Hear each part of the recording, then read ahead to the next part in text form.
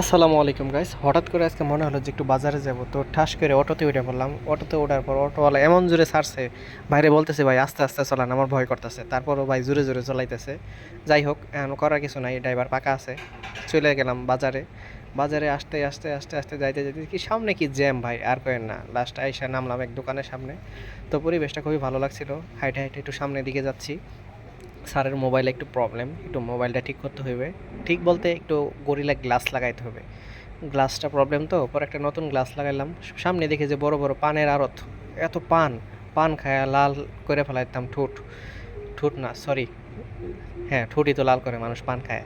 তারপর আসলাম এক গামছার দোকানে, আমার একটা গামছা দরকার। ভাইরে বললাম একটা গামছা দাও, গামছা নিয়ে চলে আসলাম ফলের দোকানে। এখানে এসে দেখি ভাই এত জ্যাম, মনে মনে কইতেছি ভাই কিভাবে যাব বাসায় আজকে। বাসায় মনে হয় আজকে যাওয়া হবে না, জ্যাম দেখে মাথা নষ্ট। এদিকে সেদিকে তাকায় দেখি গিয়ে একদম খুব খারাপ অবস্থা। পরে আমার স্যারে ফল নিবে, ফলের দোকানে আসলাম। আইসা হেরে যে ফলের দাম শুনে মাথায় হাত, এত দাম। তারপর আর করার কি, ফল তো খাইতে হবে। বছরের একটা ফল, সারা বছর তো আর ফল ফলান্টি পাওয়া যায় না। একটু শরীরে তো কিছু দিতে হবে, খালি চাকরি বাকরি করে টাকা পয়সা কামাই করলে তো হবে না।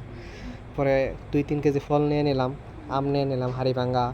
তারপর কি বলে, কি কি আমের নাম জানি না। ধন্যবাদ সবাইকে ব্লগটি দেখার জন্য। আসসালামু আলাইকুম।